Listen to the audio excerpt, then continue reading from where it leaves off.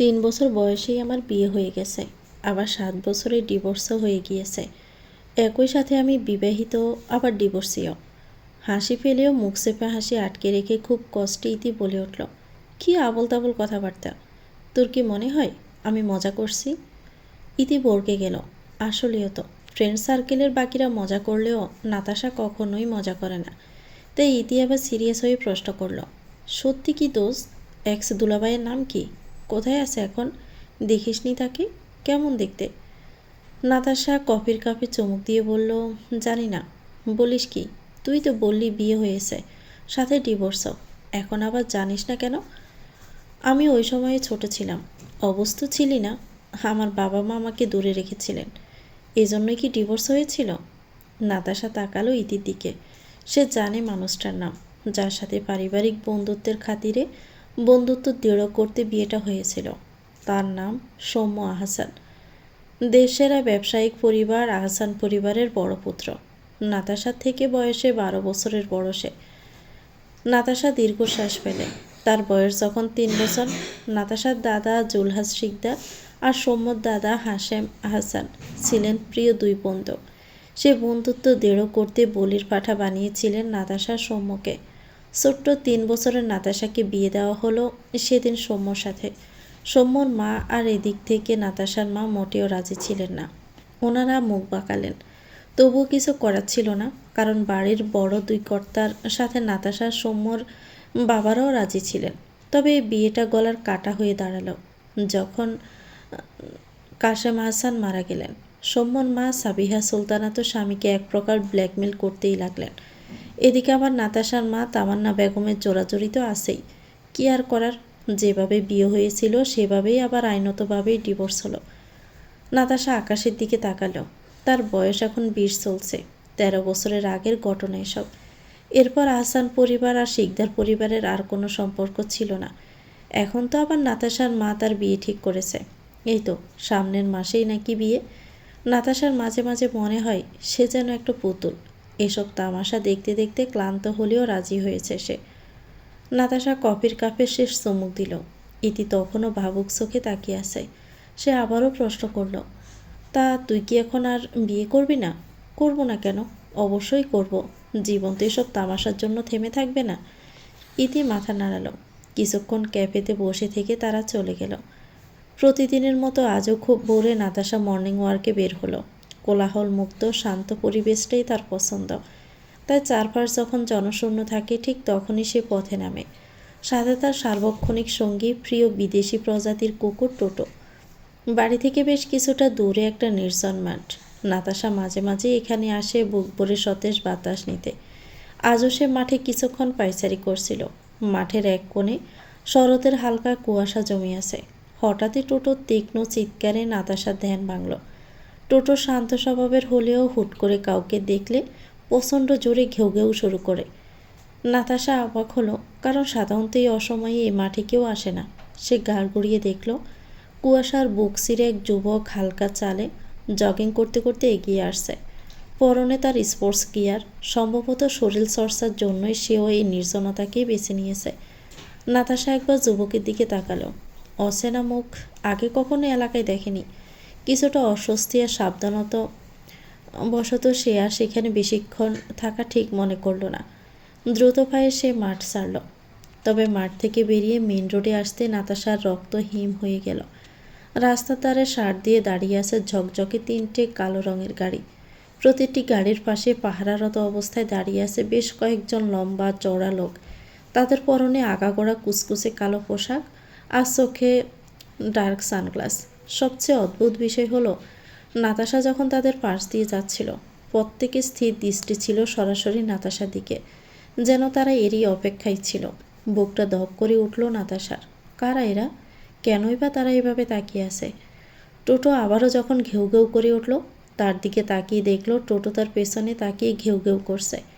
নাতাশা পেছনে তাকাতেই দেখল যুবকটা তার থেকে কিছুটা দূরে দাঁড়িয়ে পকেটে হাত গুজে তার দিকে তাকিয়ে আছে। হঠাৎ করেই যুবক এগিয়ে আসতে লাগলো। অচেনা একটি যুবককে নিজের দিকে দৃঢ় পায়ে এগিয়ে আসতে দেখে নাতাশা চমকে উঠল। বুকের ভেতরটা কেঁপে উঠল অজানা আশঙ্কায়। এই নিঝুম নির্জন সকালে একঝাঁক কালো পোশাকধারী দেহরক্ষী পরিবেষ্টিত এমন এক রহস্যময় যুবককে দেখে নাতাশার আতঙ্ক ঘনীভূত হতে শুরু করেছে। সে কয়েক কদম পিছিয়ে গিয়ে নিজের পোশাক কুকুর টোটোকে ইশারা করল। টোটো, লেটস গো ফাস্ট। দ্রুত পায়ে স্থান ত্যাগ করতে চাইল নাতাশা, কিন্তু বিধিবাম মাত্র কয়েক পা এগোতেই কালো পোশাকের প্রাচীর তার চারপাশটা অবরুদ্ধ করে ফেলল। পথ আটকে দাঁড়ালো জম দুধসম লোকগুলো। নাতাশা ভয় পেলেও সেটা চেহারায় পড়তে দিল না, বরং সোয়াল শক্ত করে কাট গলায় চেঁচিয়ে উঠল, কারা আপনারা? আমার পথ আটকিয়েছেন কেন? আজব তো। ঠিক তখনই পেছন থেকে এক গম্ভীর পুরুষালী কণ্ঠস্বর ভেসে এলো, যা কান ঝালাপালা করে দেওয়ার মতো নয়, বরং সম্মোহনী। আমি বলেছি, তাই ওরা আপনার পথ আগলে দাঁড়িয়েছে। কথাটা একদম নাতাশার গাড়ের কাছ থেকে এলো। রাগে তরফরিয়ে নাতাশা পেছন ফিরল, যখন দেখল সেই যুবকটি দুই পকেটে হাত গুজে পাথরের মূর্তির মতো ঋজু ভঙ্গিতে দাঁড়িয়ে আছে, একদম তার পেছনে। নাতাশা ব্রু কুচকে কিছুটা পিছিয়ে গেল, তারপর তেজ দেখিয়ে রাগী স্বরে বলল, রাস্তা কি আপনার পৈতৃক সম্পত্তি? যাকে তাকে আটকে দিবেন? অসভ্যতামি করছেন আমার সাথে? নাতাশা যতটা তেজি গলায় কথাটা বলল, যুবকটি ঠিক ততটাই শান্ত গলায় জবাব দিল, মোটেও না, আমি তো শুধু একটু দেখতে এসেছি আপনাকে। নাতাশা এবার সত্যি আকাশ থেকে পড়ল যেন। দেখতে এসেছে মানে? সে কি এই আগন্তুককে চেনে? নাতাশা খুঁটিয়ে খুঁটিয়ে লোকটিকে দেখল। সুঠাম দেহি, দীর্ঘাঙ্গী এবং মোটা ব্রুজোড়ার নিচে গভীর দুটো বিলাই চোখ, সুচালো নাক আর হালকা খয়েরি ঠোঁট। নিঃসন্দেহে একজন সুপুরুষ। কিন্তু নাতাশা নিজের তেজ এক বিন্দুও কমালো না, আর না যুবকের এই সুপুরুষ সুদর্শনতাই গড়ল, বরং ভারী স্বরেই বলল, কে আপনি আর কিসের দেখা? আপনাকে তো জন্মেও আমি দেখিনি। যুবকটি অবহেলার ভঙ্গিতে দু কাঁধ উঁচিয়ে বলল, তো কি হয়েছে? এখন থেকে দেখবেন। ফাজলামো করছেন আমার সাথে? সাত সকালে মস্করা করছেন আমার সাথে? হ্যাঁ, মস্করা করার কি আর লোক পাননি? যুবকের ঠোঁটে এক সিলতে বাঁকা হাসি ফুটল। আমাকে দেখে কি আপনার মস্করা করার লোক মনে হয়? এই তোমাদের কি মনে হয় আমি কি ওনার সাথে মস্করা করছি? শেষ প্রশ্নটা তার দেহরক্ষীদের উদ্দেশ্যে ছড়ে দিতে চারদিক কাঁপিয়ে সমস্যারও উত্তর এলো, নো স্যার। সে ভারী শব্দে নাতাশার ভেতরটা থমকে গেলেও যুবকের ঠোঁটের কোণে তখন এক অদ্ভুত তৃপ্তির হাসি, অত্যন্ত আকর্ষণীয় কিন্তু রহস্যময় সেই হাসি। তবে নাতাশা ভোলার পাত্রী নয়। সেও গলার স্বর সপ্তমে তুলে বলল, তো কোন রাজকাজ উদ্ধার করতে এভাবে পথ আগলিয়েছেন আর দেখতে এসেছেন? এসব কোনো ভদ্রলোকের কাজ হতে পারে না। You are highly uncivilized. আমি পুলিশ ডাকবো। বলেই নাতাশা দ্রুত বইকে তার জিন্স আর হুডির পকেট হাতড়াতে শুরু করলো ফোনের খোঁজে, কিন্তু ফোনটা যেন কর্পূরের মতো উবে গেছে। মনে পড়ল বাড়িতেই রেখে এসেছে, তাও বিছানার উপর। রেগে মাথায় আগুন ধরার জোগাড় হলো নাতাশার। এরই মধ্যে যুবকটি আরও কয়েক ইঞ্চি কাছে এগিয়ে এলো তার দিকে। টোটো তার মালকিনের অবস্থা দেখে অবিরাম ঘেউ ঘেউ করছিল, তবে তার সেই চিৎকারেও যেন আজ ভয়ের সুর স্পষ্ট। যুবক ততক্ষণে নাতাশার দিকে সামান্য ঝুঁকে এলো। অসহায় নাতাশা মুখ ঘুরিয়ে নিতেই তার কানের খুব কাছে যুবকের উষ্ণ নিঃশ্বাস আশ্রে পড়ল। অত্যন্ত নিচু স্বরেই সে পিস করে বলল, সামনের জন যদি নাতাশা শিকদার হয়, তবে এই আনবির সারোয়ার অসভ্য অভদ্র হতেও রাজি আছি আজ থেকে। নাতাশা চমকে আনবির নামক যুবকটির দিকে তাকালো। এদিকে কথাটা বলে আনবির পুনরায় টান টান হয়ে দাঁড়ালো। নাতাশা স্তম্ভিত হয়ে ভাবল, এই নাম তো সে জন্মেও শোনেনি। এই লোকটা কি পাগল? সাত সকালে এসব কী ধরনের পাগলামি? নাতাশার ঘোর কাটার আগেই আনবিরের তীব্র কণ্ঠে ভেসে এলো, by the way, yeah, you are absolutely perfect. I like you more than I expected. All thought your temper is a bit too high. Don't worry, I will fix that. Everything else is just fine. আনবিরের মুখে এমন সোজা সাপটার দুঃসাহসিক কথা শুনে নাতাশা যেন কয়েক মুহূর্তের জন্যই পাথর হয়ে গেল। তার মতো দাপুটে শিকদার বাড়ির মেয়েকে সামনাসামনি এভাবে মেজাজ ঠিক করে দেওয়ার হুমকি দেওয়ার সাহস করেনি কেউ আগে। নাতাশার দাদা ছিলেন দেশের সাবেক বাণিজ্যমন্ত্রী। অবশ্য নাতাশার বাবা আফতাব শিকদার রাজনীতিতে না ঢুকেছেন ব্যবসায়। স্বনামধন্য শিল্পপতি আফতাব শিকদার বললেই তো সেরা। এলাকায় শিকদার পরিবারের সাথে খুব ভেবেচিন্তেই কথা বলে সবাই। সেখানেই আনবির সারোয়ার নামক যুবক তাকে ঠিক করার হুমকি দিল। নাতাশার চোখ মুখ অপমানে আর বিস্ময়ে লাল হয়ে উঠল। সে কিছু বলতে চাইল, কিন্তু বিস্ময়ের ঘোর যেন তার কণ্ঠনালী চেপে ধরেছে। আনবির নাতাশার এই পাথরের মতো জমে যাওয়া মুখটা দেখে অদৃশ্য তৃপ্তির হাসি হাসল। তারপর পকেট থেকে হাত বের করে ঘড়ির দিকে তাকিয়ে অত্যন্ত ক্যাজুয়াল ভঙ্গিতে বলল, আজ চলে যাব বাহিরে, তাই এত ভোরে দেখা করা। যাই হোক, আজকের মতো আমাদের প্রথম মোলাকাত এখানেই শেষ করছি।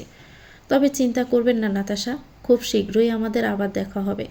ততক্ষণ নিজের এই ধারালো মেজাজটা সাবধানে আগলে রাখুন। বলে আনবির কালো পোশাকধারী লোকগুলোর দিকে একটা ইশারা করল। চোখের পলকে জটলাটা সরে গেছে। আনবির নিজের দামি মার্সিডিজটার দিকে দৃঢ় পায়ে হেঁটে গেল। তবে চলে যাওয়ার আগে একবার গাড় গড়িয়ে নাতাশার দিকে তাকিয়ে অদ্ভুত এক রহস্যময় চাহনি দিল। নাতাশা ততক্ষণে ধাতস্থ হয়েছে। তার ভিতরের তেজ আগ্নেয়গিরির মতো জ্বলে উঠল। আনবির গাড়িতে ওঠার ঠিক আগ মুহূর্তে নাতাশা চিৎকার করে অত্যন্ত কাট গলায় জবাব দিল, এই যে আনবির সারোয়ার, আপনার এই শেষ দেখা হওয়ার শখটা মনে হয় সারা জীবনের জন্য মিটে যাবে। কারণ পরের বার যদি আমার ছায়াও মারানোর চেষ্টা করেন, তবে দেখাটা কোনো রাস্তার মোড়ে নয়, সোজা জেলের অন্ধ কুঠুরিতে হবে। আমার নামও নাতাশা শিকদার। আমার সাথে এভাবে কথা বলার ফল হাড়ে হাড়ে বুঝিয়ে দিব। আনবির গাড়ির দরজা খুলে এক পা ভিতরে দিয়েও নাতাশার কথা শুনে থামল। তার ঠোঁটের কোণে একটা বাঁকা হাসি। সে কোনো উত্তর দিল না, শুধু হাত দিয়ে বিদায় জানানোর একটা ছোট্ট ভঙ্গি করল। পরক্ষণেই স্টার্ট নেওয়ার কর্কশ শব্দ তুলে গাড়িটা দৌড়ে উড়িয়ে চোখের আড়ালে চলে যায়। রাস্তার মাঝখানে তখন একা দাঁড়িয়ে নাতাশা, আর তার পাশে ভয়ে কুঁকড়ে থাকা টোটো। সকালের মিষ্টি রোদটা যেন হঠাৎই বিষাক্ত মনে হতে লাগলো তার কাছে। সেদিন বাসায় ফিরে গিয়ে নাতাশার মাথা গরম সারাদিন। দাদু, জুলহাস শিকদার সহ বাড়ির সবাই প্রশ্ন করলেন, কি হয়েছে কি তোর, এভাবে মাথা গরম করে আসিস কেন? নাতাশা কোনো উত্তর দেয়নি, ফোঁস করতে করতে দিন কাটিয়ে দিল। তবে রাতে যখন তার মা তামান্না বেগম নাতাশাকে তার বিয়ের জন্য ঠিক করা সেই পাত্রের ছবি দেখালেন, নাতাশা চমকে গেল। ফ্যাল করে মায়ের দিকে তাকিয়ে রইল শুধু। নাতাশার হাতের কাঁপাকাঁপি থামছেই না। স্মার্টফোনের স্ক্রিনে বেসে থাকা সুপুরুষ যুবকটির গম্ভীর চাহনি তাকে বিদ্ধ করেছে যেন ক্ষণে ক্ষণে। এই তো সেই লোক, সকালে যে মাঠের মাঝখানে দাঁড়িয়ে তাকে ঠিক করে দেওয়ার হুমকি দিয়ে গেল। সাদা শার্ট, কালো প্যান্ট পরা, পকেটে হাত দিয়ে রাখা, মুচকি হেসে রাখা যুবকটি যেভাবে তাকিয়ে ছবিটা উঠেছে, নাতাশার মনে হলো তার দিকে তাকিয়ে ওই বিষাক্ত হাসিটা যেন হাসছে। তামান্না বেগম মেয়ের থমথমে মুখ দেখে মৃদু হেসে বললেন, কিরে, পছন্দ হয়েছে? ছেলে যেমন দেখতে সুপুরুষ, তেমনি তার বংশমর্যাদা।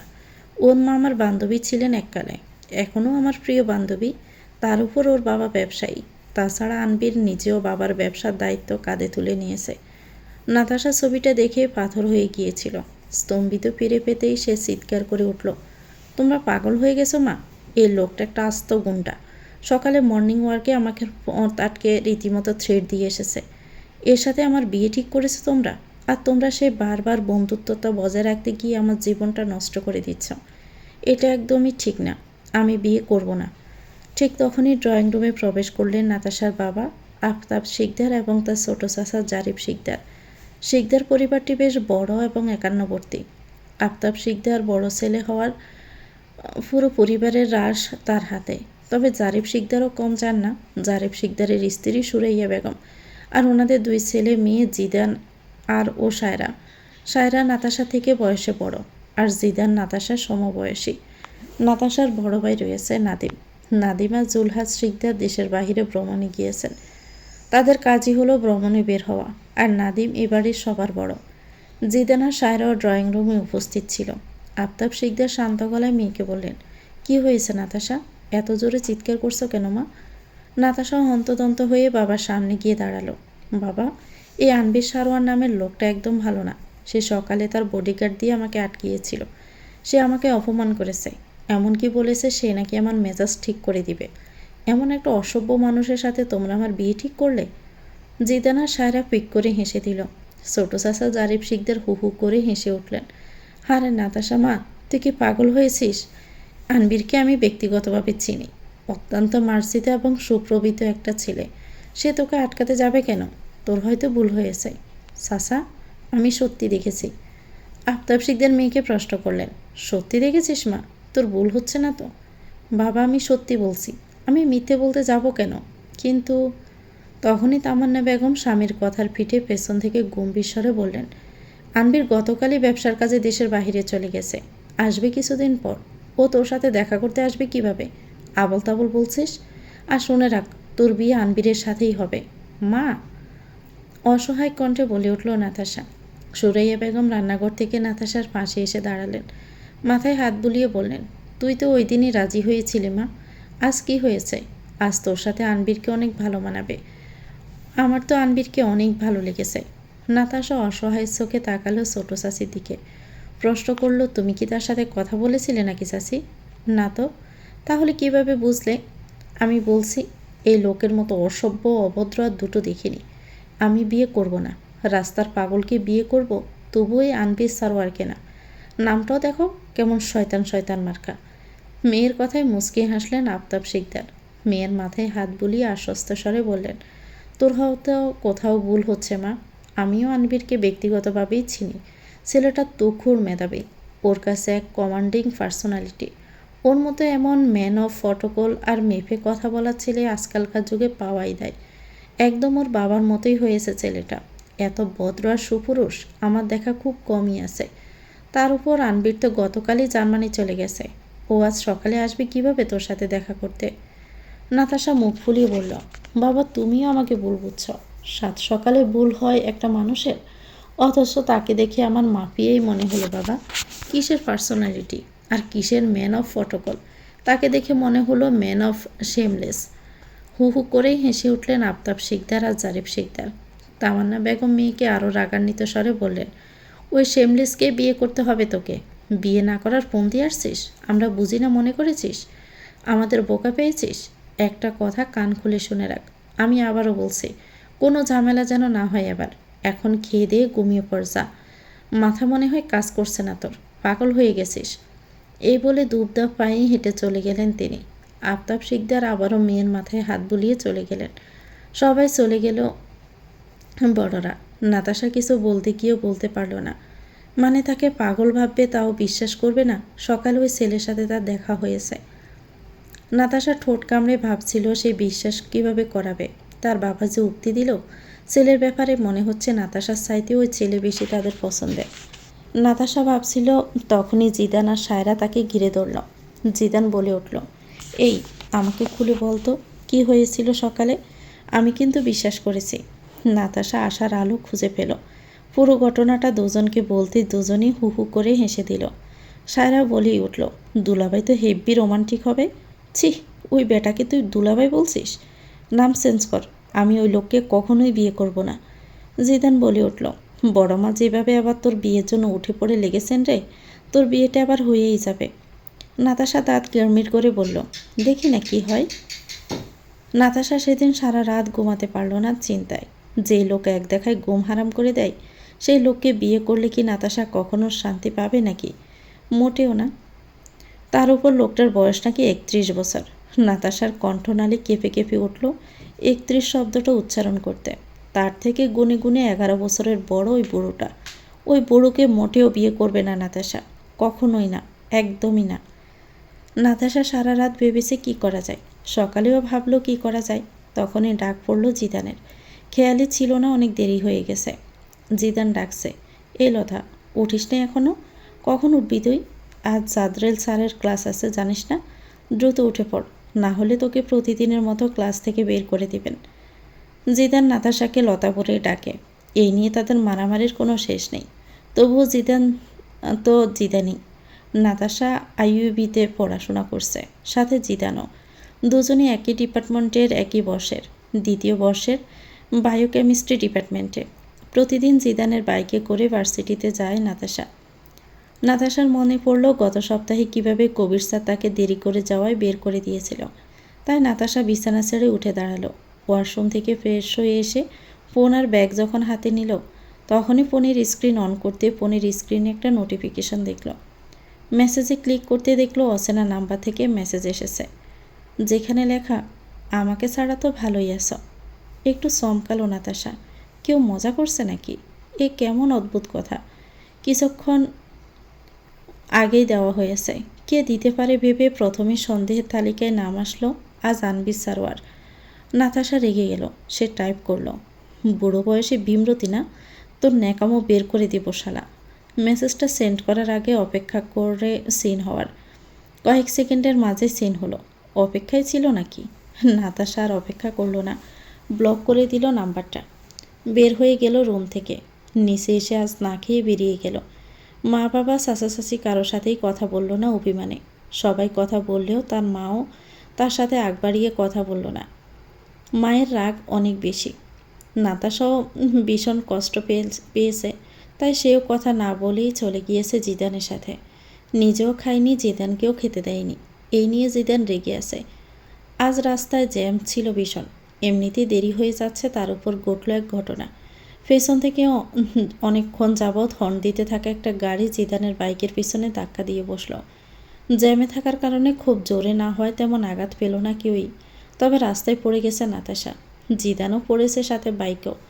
জিদান চেঁচিয়ে উঠল, আরে অন্ধ নাকি রে? নাতাশাও রেগে বলল, চোখ বাসায় রেখে পরে গাড়ি চালান নাকি? অদ্ভুত। গাড়ি থেকে নামলো কেউ একজন। নাতাশা খেয়াল করেনি। সে নিজের জামার প্যান্ট ঝাড়তে ঝাড়তে উঠে দাঁড়ালো।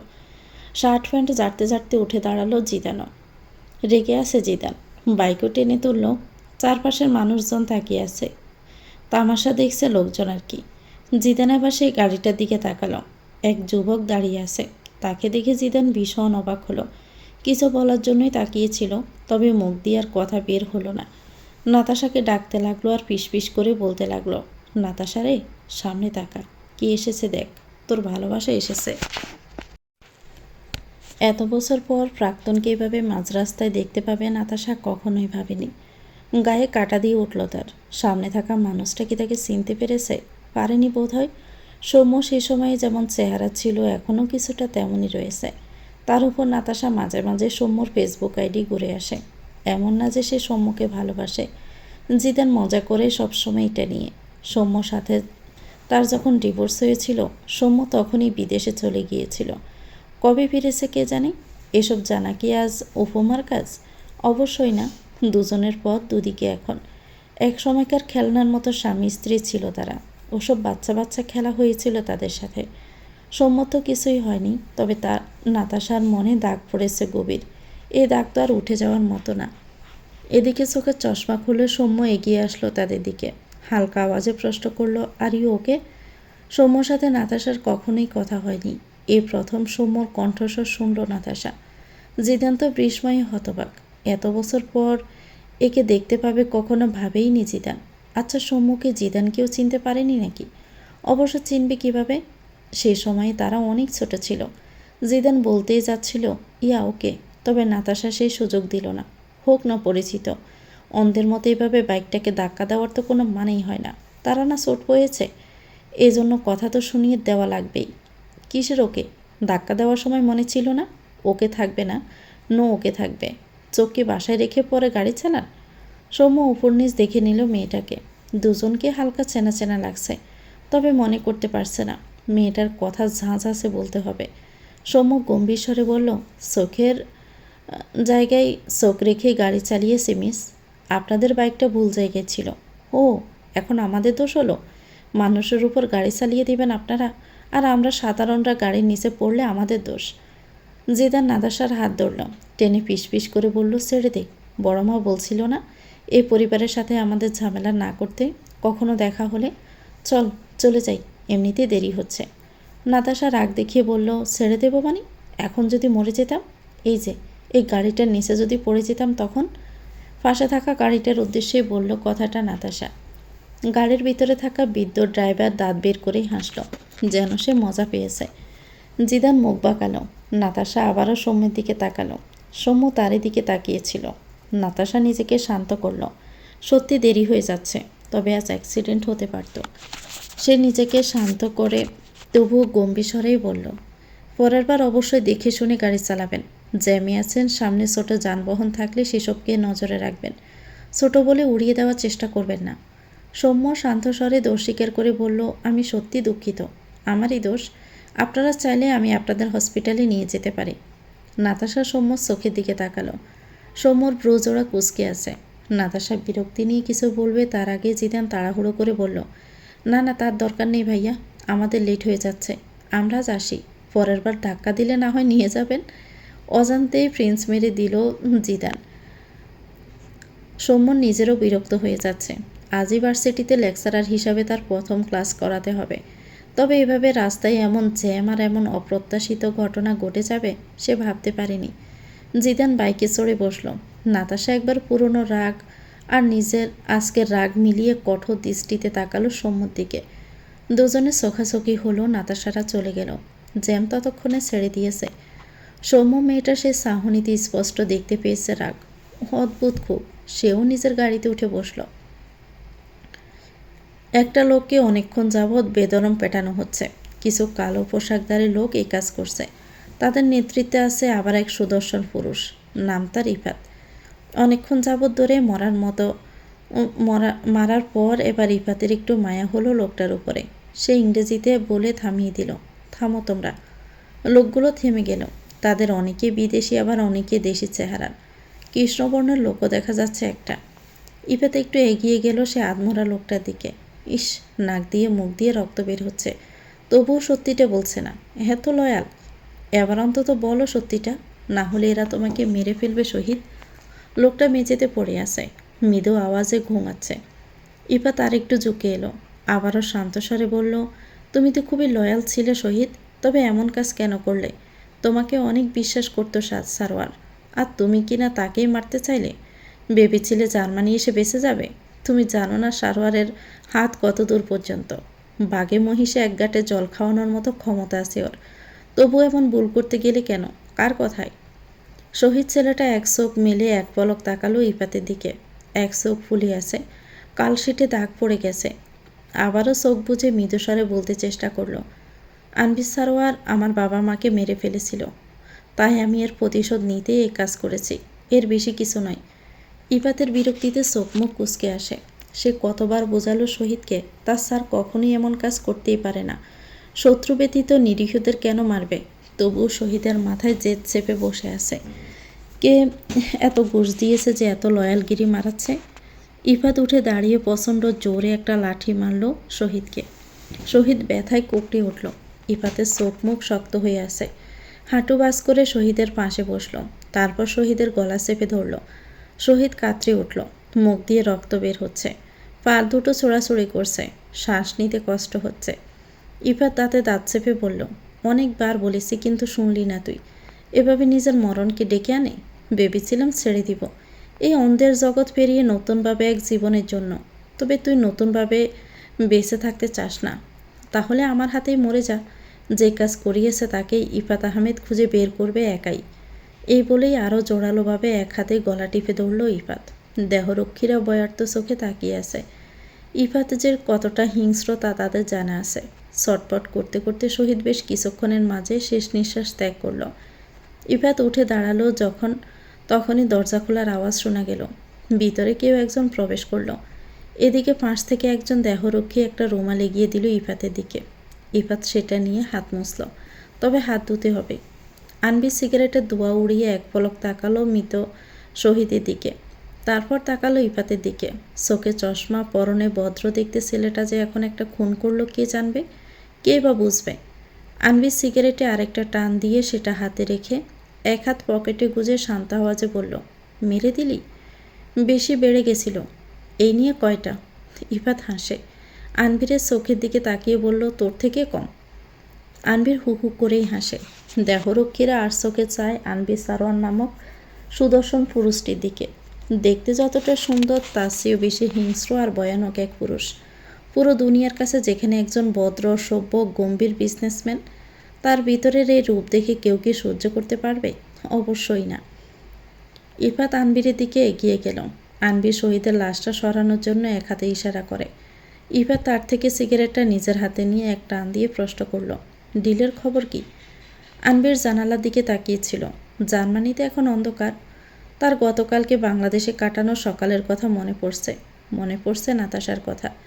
মেয়েটা তো তাকে কথা দিয়ে কুফুকাত করে ফেলেছে। আর আনবির, সে গলে গেছে। হ্যাঁ সত্যি, আনবিরও এই আগুনের কাছে গিয়ে বরফের ন্যায় গলে গেছে। ইফাতের কথাটা কানে যেতেই শান্তস্বরে বলল, ডান। আর তোর হবু বউয়ের? আনবির কিছুক্ষণ চুপ রইল, ঠোঁটের কোণে অদৃশ্য এক হাসি। ইফাতের চোখ এড়ায় না, আনবির দেওয়ালে হেলান দিয়ে দাঁড়ালো। আনমনি হঠাৎ বলে ওঠে, I think she is my catastrophe. Ifat জিজ্ঞাসু দৃষ্টিতে তাকালো। আনবির সারোয়ারের ধ্বংস হওয়ার ইচ্ছে জেগেছে হঠাৎ? আনবির হাসে, সব বিপর্যয় ধ্বংস করতে আসে না ইফাত, কিছু আসে জীবিত অনুভব করাতে। আর নাতাশা, সে আমার জন্য ঠিক সেটাই, আমার সুন্দর অনিবার্য সর্বনাশ। রাস্তা সে অনাকাঙ্ক্ষিত ঝামেলা কাটিয়ে জিদান যখন বাইক ছুটিয়ে আইইউবি এর গেট দিয়ে ঢুকলো, তখনই নাতাশার মেজাজ চরম তুঙ্গে। আইইউবি এর সুবিশাল লাল ইটের নান্দনিক স্থাপত্য, সেই সুপরিসর লবি আর কাছের দেওয়াল ভেদ করে আসা শীতের মিঠে রোদ, সবই আজ নাতাশার কাছে পানসে লাগছে। এই ক্যাম্পাসের ছাদ খোলা অ্যাম্পি থিয়েটার আর সবুজ চত্বরে তাকে সবসময় প্রশান্তি দেয়, কিন্তু আজ মাথা গরম আছে তার। নাতাশা জিদান লিফটের জন্য অপেক্ষা না করে দ্রুত পায়ে সিঁড়ি ভেঙে উপরে উঠতে লাগলো। জিদান হাঁপাতে হাঁপাতে বলল, লতারে, আজ কবির স্যার নির্ঘাত আমাদের গেট আউট করে দিবে। তুই তো ঝগড়া করে সব সময়টাই পার করে দিলি। নাতাশা দাঁতে দাঁত চেপে বলল, চুপ কর, রাস্তায় পড়ে মরে গেলে এই সিঁড়ি বেয়ে ওঠা হতো না তোর। যা বলেছি ঠিকই বলেছি। আমি আরও অনেক কথা শুনিয়ে দিতে চেয়েছিলাম। ক্লাসরুমের দরজায় পৌঁছে দুজনেই থমকে দাঁড়ালো। করিডোরে পিনপতন নীরবতা থাকার কথা থাকলেও ভিতর থেকে গুনগুন আওয়াজ আসছে। উকি দিয়ে দেখলো কবির স্যার নেই। হাফ ছেড়ে বাঁচল দুজনেই। নাতাশা জিদান নিজেদের সিটে গিয়ে বসল। পাশেই বসেছিল ইতি। নাতাশাকে দেখে ইতি চোখ কপালে তুলে পিসপিস করে ডাকলো, দোস্ত, তোরা তো আজ বেঁচে গেলি, এত লেট হলো কেন? নাতাশা ব্যাগটা ডেস্কের উপর রেখে কপালে জমে থাকা ঘাম মুছতে মুছতে জিজ্ঞেস করলো, স্যার আসে নাই এখনো? কবির স্যার কি আজ লেট? ইতি একটা রহস্যময় হাসি দিয়ে বলল, খবর জানিস না? কবির স্যার অসুস্থ, ছুটিতে গেছেন। ওনার বদলে এই সেমিস্টারের বাকি ক্লাস নিতে আজ নতুন একজন লেকচারার আসছেন। শুনলাম উনি নাকি বিদেশ থেকে পিএইচডি করে দেশে ফিরেছেন। জিদান অবাক হয়ে ফাঁস থেকে বলল, বলিস কি, নতুন লেকচারার? আমাদের এই ডিপার্টমেন্টে আবার নতুন আপদ কে এলো? নাতাশার বুকের ভিতর হঠাৎ কেমন যেন একটা কু ডাকলো। আজ সকাল থেকে সব কেমন উলটপালট হচ্ছে। সে জানালার বাহিরে তাকালো। স্বচ্ছ কাছের ওপাশে নীল আকাশ আর আধুনিক স্থাপত্যর মেলবন্ধনটা কি আজ কোনো নতুন গল্পের ইঙ্গিত দিচ্ছে? হঠাৎ ক্লাসরুমে এক ভারী স্তব্ধতা নেমে এলো। করিডোরে জুতো মসমস শব্দটা ক্রমশ স্পষ্ট হচ্ছে। ক্লাসের হইচই থেমে গিয়ে সবাই দরজার দিকে উৎসুক হয়ে তাকিয়ে রইল। নাতাশা গাড় গড়িয়ে তাকালো। দরজা ঠেলে ভিতরে প্রবেশ করলেন এক দীর্ঘদেহী, অত্যন্ত মার্জিত পোশাক পরিহিত পুরুষ। পরনে নেভি ব্লু শার্ট, কালো প্যান্ট আর চোখের সেই কালো চশমা, হাতে লেকচারার ফাইল। লোকটার কেউ নয়, একটু আগে রাস্তায় দেখা হওয়া সেই অন্ধ ড্রাইভার আর নাতাশার প্রাক্তন স্বামী সৌম্য আহসান। নাতাশার কেন যেন সন্দেহ হচ্ছিল। এভাবে যে সন্দেহটা সত্যি হয়ে যাবে সে মোটেও ভাবতে পারেনি। জিদানের চোখ বেরিয়ে যাওয়ার উপক্রম। নাতাশার দিকে বিস্ময় নিয়ে তাকিয়ে আছে। এদিকে ক্লাসরুমে হালকা গুঞ্জন শুরু হলো মেয়েদের মাঝে। একটাই কথা, কি ড্যাশিং স্যার। সৌম্য টেবিলে ফাইলটা রেখে একবার পুরো ক্লাসের উপর চোখ বোলালো। তার নজর গিয়ে পড়ল নাতাশা জিদানের দিকে। বিস্ময়ে সেও হতবাক, তবে প্রকাশ করল না। এদের যে এভাবে এখানে পেয়ে যাবে আশাই করেনি সৌম্য। দৃষ্টি সরিয়ে গম্ভীর অথচ শান্ত স্বরে বলে উঠল Soumya, good morning everyone, I hope you all are doing well. I am Soumya Ahsan and I will be taking your biochemistry lecturer for the rest of this semester as Dr. Kobir is on leave. Natasha Zidane একে অপরের দিকে তাকিয়ে পাথরের মতো জমে গেছে। নাতাশার মনে হলো পৃথিবীটা সত্যি গোল। না হলে আজ সকালে যে মানুষটাকে সে অসভ্য বলে গালি দিয়ে এলো, তার উপর যে তার প্রাক্তন স্বামী, সে এভাবে এখন তার শিক্ষক হয়ে সামনে দাঁড়াতো না। ইতি নাতাশার কানে ফিসফিস করে বলল, দোস্ত, স্যার তো অনেক হ্যান্ডসাম। ফাঁস থেকে জিদান বলল, আরে রাখ তোর হ্যান্ডসাম, এটাকে জানলে এ কথা মোটেও বলতে পারতি না। কে উনি? ইতির প্রশ্নে জিদান বলতেই যাচ্ছিল, নাতাশার এক্স হাজব্যান্ড। তবে তাকে নাতাশা থামিয়ে দিল, আরে চুপ থাক, আমি কাল থেকে ভার্সিটিতে আসবো না, অন্য কোথাও ট্রান্সফার হয়ে যাব। ইতি বলল, কিন্তু দোস্ত, এটা তো সম্ভব না।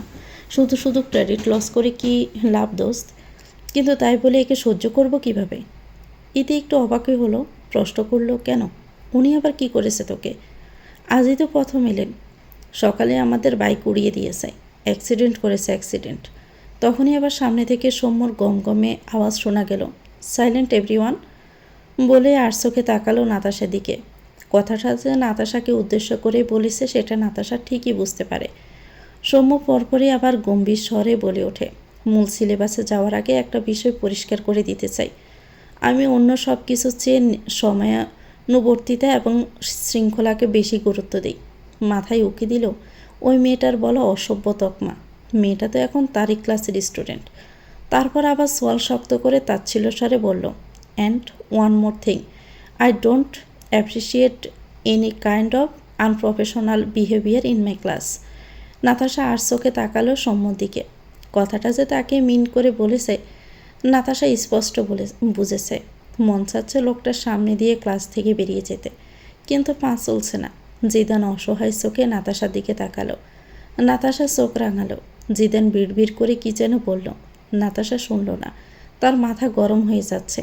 এর চেহারা সহ্য করবে কিভাবে সে? বাহিরে তাকিয়ে রইল নাতাশা। বেশ অনেকক্ষণ সময় কেটে গেছে। শূন্যে তাকিয়ে আছে নাতাশা। তখনই বেশ কঠোর স্বরে একটা আওয়াজ শুনতে পেল সে, হে ইউ মিস। সবাই একটু বরকে গেছে। নাতাশাও এমন আওয়াজে তাকালো সৌম্যের দিকে। সৌম্যের চোখে কাঠিন্য। তাকিয়ে আছে আবার নাতাশার দিকেই। তাকেই হয়তো ডেকেছে। নাতাশা স্পষ্ট বুঝতে পারছে এই লোক তাকে শান্তিতে থাকতেই দিবে না।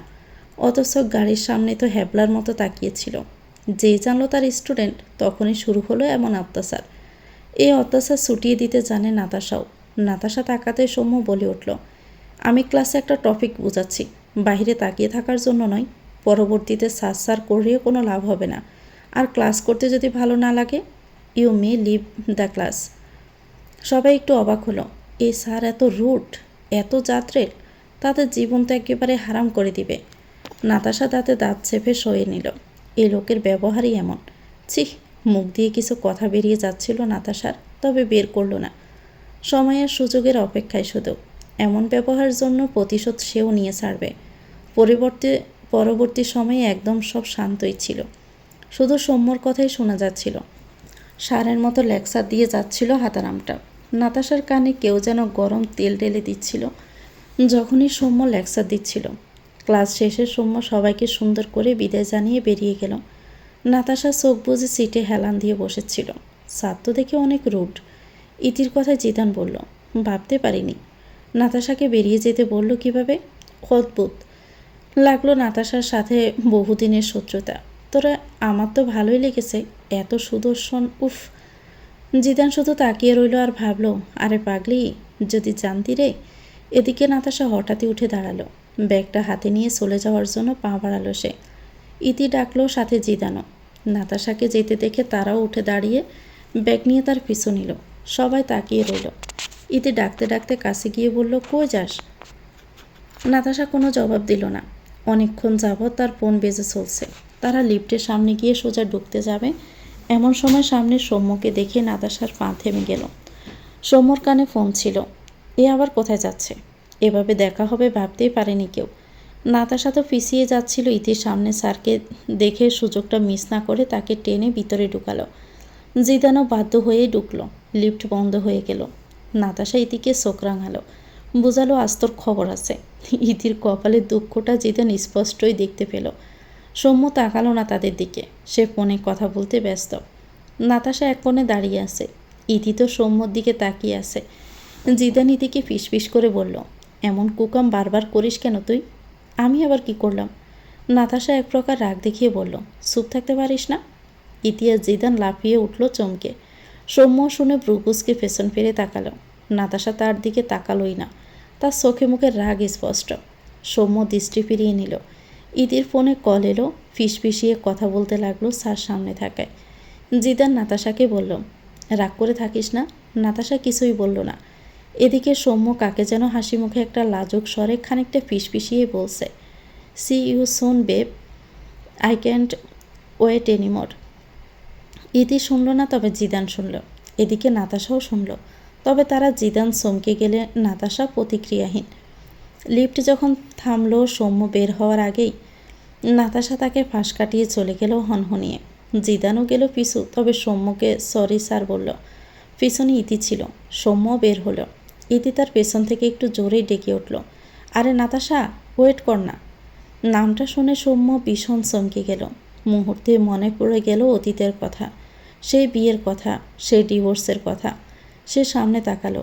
মেয়েটার নাম নাতাশা। এটাই কি সে নাতাশা শিকদার যার সাথে তার বিয়ে হয়েছিল? এজন্যই কি এমন চেনা চেনা লাগছিল? সৌম্য দাঁড়িয়ে রইল ওখানে। মেয়েটা যদি নাতাশা হয় তাহলে এত বড় হয়ে গেছে সে। তো ভিউয়ার্স, গল্পটির নাম হচ্ছে সবটুকু জুড়েই তুমি, লিখেছেন অদ্রিজা অবনী।